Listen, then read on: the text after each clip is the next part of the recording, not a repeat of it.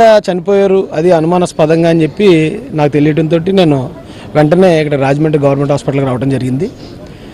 నేను ఇక్కడికి వచ్చిన తర్వాత పరిస్థితి చూసి నేను ఇప్పుడు లోకేష్ గారు కలెక్టరల్ కాన్ఫరెన్స్లో ఉన్నారండి, సానా సతీష్ గారి దృష్టికి తీసుకెళ్ళాను. అలాగే ఇక్కడ స్థానిక ఎమ్మెల్యే గారు వాసు గారి దగ్గర కూడా ఈ విషయాన్ని తీసుకెళ్తున్నాను. రాజమండ్రి ఎస్పీ గారి దృష్టికి కూడా తీసుకెళ్తాం.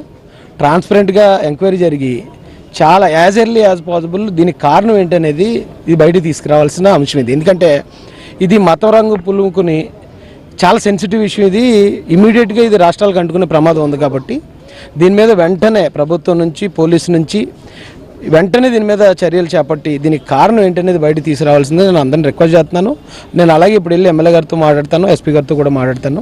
ఇప్పుడు ఆ యాక్సిడెంట్ స్పాట్ ఎక్కడైతే యాక్సిడెంట్ అని కొంతమంది అంటున్నారు, ఇన్సిడెంట్ అని కొంతమంది అంటున్నారు, ఇది ఎప్పుడు జరిగిందో కూడా తెలియని పరిస్థితి అంటున్నారు.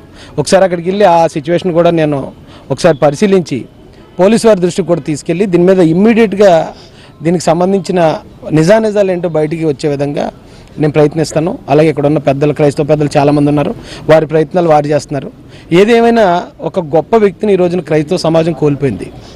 ఎందుకంటే క్రైస్తవ సమాజం కోసం ఎవరితోటి ఏ విధమైన విరోధాలు లేకుండా ఆయన చాలా బాగా పనిచేసిన విధానంగానే ఆయన సొంత డబ్బులు, ఆయన ఒక సాఫ్ట్వేర్ కంపెనీలు ఉన్నాయండి ఆయనకి, ఆయన సొంతంగా సాఫ్ట్వేర్ కంపెనీలు పెట్టుకుని దాని మీద వచ్చే ఆదాయంతో చాలామందికి సహాయం చేసిన వ్యక్తి, చాలామందికి సహాయం చేశాడు. బైబిల్స్ అంటే బైబిల్స్ ఇస్తాడు, చదువుకోకపోతే ఫీజులు కడతాడు, ఎవరికైనా ఏదైనా ఇబ్బంది ఉంది నేను బతకలేకపోతున్నానన్న అంటే వ్యాపారాలు పెట్టించాడు. ఆ ప్రవీణ్ పగడాల గారు ఇలా సడన్గా అయిపోవడం అనేది నిజంగా మా నాన్నగారు చనిపోయారు, నేను మొట్టమొదటి బయటికి రావడం ఇదే విషయం తెలిసిన వెంటనే నేను ఇక్కడికి రావడం జరిగిందండి. దీని మీద మాత్రం ఖచ్చితంగా చివరి వరకు నేను ఖచ్చితంగా అందుబాటులో ఉంటాను.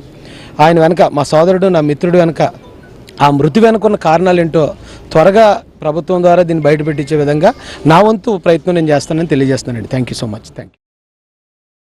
యాక్చువల్లీ ప్రవీణ్